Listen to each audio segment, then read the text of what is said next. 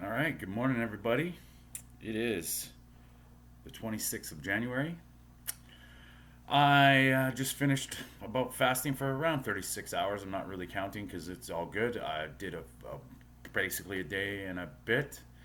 Woke up this morning feeling great, feeling refreshed, feeling energized. Did a workout, fasted still. Then had my first meal, some bacon and eggs, and had some meat, sauerkraut, olives, some apple cider vinegar. And yeah, it was good. Feel great. I just wanted to give a little more update on my friend who ate the fish.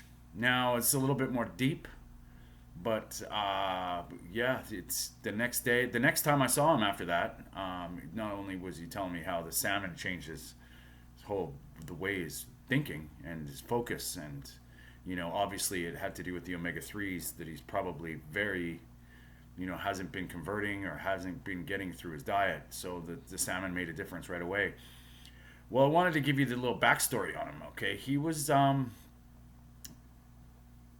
a car accident, and about a year ago, a little over a year ago, and he noticed after the car accident, he not only was he physically impaired and physically hurt, but he found that his he wasn't he wasn't thinking as clearly, he wasn't as focused, very hard to concentrate.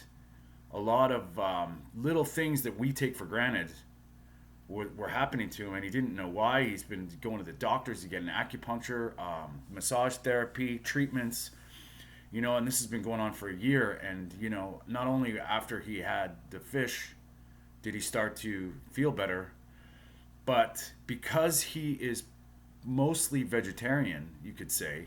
I mean, he's it's his culture and religion have a lot to do with the way he eats. So this is a perfect example of how we can't. They don't really. They can't teach you this, and nutritional deficiencies are very subjective and nuanced. And he was not functioning at 100% clearly. Whether it was 75 or 60, maybe even 50%. It's tough to say. But with a couple conversations, and he doesn't eat meat. So I am biased. I believe in animal-based nutrition. I feel great doing it. I get a lot of nutrients from the meat that I eat. And for him, this is a perfect example of how you have to take everybody individually and everybody's context into consideration. And there's a lot of ways to get results. And I mean, first and foremost, I get my B vitamins from liver. Liver, I do eat nutritional yeast from time to time, but most of it is liver. Now, B vitamins are water soluble. So, really, like, just to lay it on the table means we are constantly using them. They get absorbed through water, they're hygroscopic, so they grab and we use them. But the amount is there's arguments, right? Now, every function in the body has a B vitamin related to it. So if you're deficient in these B vitamins, let alone replacing them every day, there is going to be a shit ton of symptoms that you're going to feel: brain fog, muscular uh, function, reaction time, reflex, tissues, um, all sorts of things. There's a laundry list of B vitamins that we're having. Now, if you're a vegetarian, there's a few that will be on the forefront. One is B12, B1, riboflavin, which is B2, and niacin, which is B3. I mean, these are very important. And I believe, like, the American standard diet, or our Western way of eating with all this processed foods and all the medications we're on, you can't study this. You can't study the effects of something because it's almost impossible to do. You got to take. Now, this is the other side of things. We'll get into it a bit later, but I wanted you to let this. This is what happened to my friend. So we talked about it, and then I explained to him nutritional yeast. Now, if you're a vegan, you could argue that yeast was alive, and therefore, if you have ethics, that might be a problem. But if you're a vegetarian, yeast might do the trick. Now, I would suggest not fortifying your yeast if you do eat meat with B12, because they do fortify it with B12.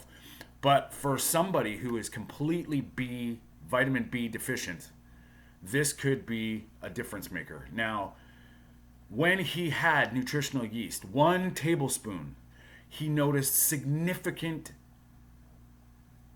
effects right away. He woke up like that. Brain was firing, thinking, clear, focused. All these things that have been numbing him for a year in doctors couldn't figure it out. Therapists weren't helping the pain. These are things that have dramatically affected him right away with the inclusion of B vitamins. Now, the amount of B vitamins we don't know, because what you're eating, how your gut's absorbing it, all these things come into play. If you're on medications, this could hinder the absorption of B vitamins in your small intestines. So you might need a shit ton more. Now, B vitamins are also one of those things that, from everything that I've been learning about them, they go through your body quite fast. So the upper limit is very, very gray. So getting sufficient in these B vitamins might make all the difference. If your mood's suffering, if you're fatigued, maybe try a couple B1s. And I would suggest, like, in the form of benfotiamine. It's not a synthetic, it's a little bit more pure. And these things might happen right away. B12 is going to help energy right away, if you're deficient in it. And the best sources for B12 is from meat. So just that being said, adding B vitamins in the form of liver. If you don't eat liver, that's okay. There is some desiccated supplements out there, which are actually just food that is free-dried or desiccated, and you get that into your diet, and you'll notice dramatic changes if you're deficient in B vitamins. And if you're not, it's just great support. So there's not really any downside. And I think it's something to look at. I mean, we've had, like, the diseases of history with pellagra. We've had to fortify it with niacin. That's why we have enriched flour. When you look at berry, is B1. There's all these things that we've now started to fortify, and you got to look at, yes, you may be on the package getting what you think is right, but that has nothing to do with the state of your body and absorption. So including more B vitamins might make all the difference right away. And it did for my friend. And that's what I'm about. The anecdotal side of this is great, and it's inspiring to me, because I want to help you maybe get through the fog. Break your head through the clouds and just get some sunshine.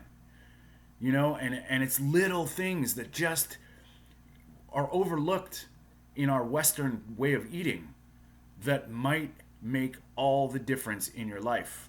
It might not. That's great if it doesn't. But once again, feeling great every day is very achievable. You just have to know where to look and know what to tweak.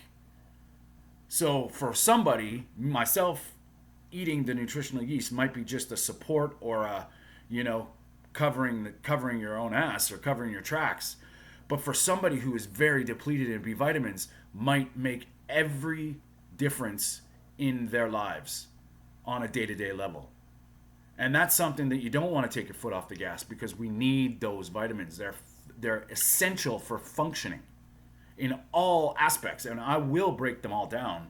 But this one is just a little note of inspiration, and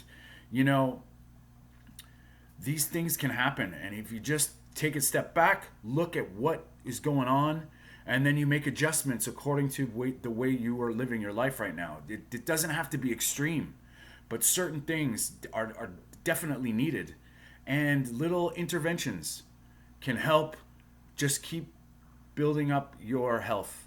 And we're not running marathons, and we're not power lifters, and we're just every day walking down the street living.